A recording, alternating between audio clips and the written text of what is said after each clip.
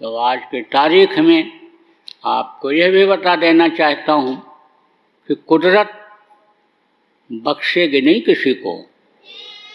अगर गुरुमुखता को छोड़ोगे, गुरु के बताए रास्ते को छोड़ोगे, गुरु मस्तक से उतरेंगे, तो कबीर साहब ने कहा गुरु माथे से उतरे और शब्द ना होए और ताको काल घसीटी है बचा सके नहीं कोई, फिर बचना बहुत मुश्किल हो जाएगा प्रेमियों। इसलिए इस बात को जितने भी नामदानी हैं सबको समझने की ज़रूरत है और मानने की ज़रूरत है। और अगर रोग आपके अंदर होता है या फैलता है तो समझ लो कि आपकी गलती की वजह से होता है। आप दया के धार पर नहीं बैठ पाए, आपने परहेज नहीं किया, आपने आचार विचार अपना सही नहीं किया, इस वजह से हो गया। उसके दोषी न तो हम होंगे और न गुरु महाराज होंगे, हम कोई और होगा। इसलिए आपको आज चेतने की ज़रूरत है कि आप सारे नियम कानून का पालन करो, गृहस्थाश्रम के नियम कानून का पालन करो, देश के नियम कानून का पालन करो, संयम नियम से रहो और भजन जरूर करो। सुमिरन ध्यान भजन में समय जरूर निकालो। नाम धुनी जो एक आपको अन्य समझ लो कि शस्त्र पकड़ा दिया गया, शस्त्र को देख करके ही बहुत से लोग घबरा जाते हैं। जैसे मैंने अभी आपको बताया कि रावण के हथियार को और रावण के फौज को देख करके देवता डर जाते थे, लड़ाई के लिए मैदान में नहीं आते थे। ऐसे ये जय गुरुदेव नाम है अस्त्र।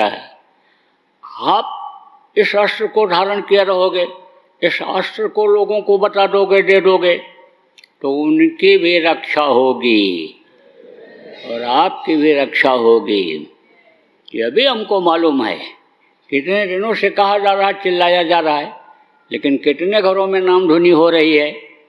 आप ये समझो कितने घरों में लोग ध्यान भजन बैठ रहे हैं, ये भी मालूम है। चलो ठीक है, माफ़ी का वक्त होता है, माफ़ी का समय होता है, और समय जब निकल जाता है तब कोई माफ़ी नहीं होती है।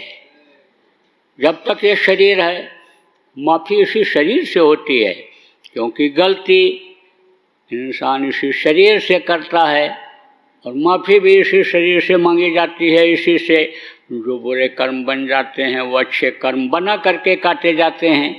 लेकिन शरीर जब छूट जाता है और वहाँ पर जब जीव पेश किया जाता है कर्म के अनुसार, तो यमराज धर्मराज जिनको कहते हैं वो माफ़ करने वाले नहीं होते हैं।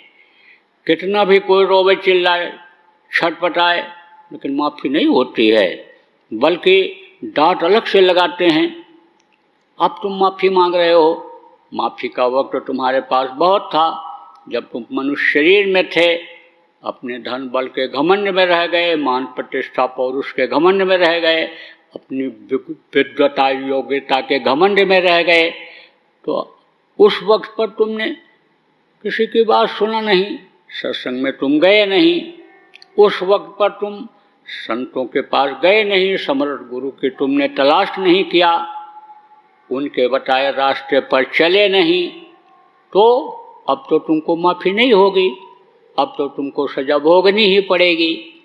तो फिर नरकों में जाना ही जाना पड़ता है। इसलिए आपको चेतने की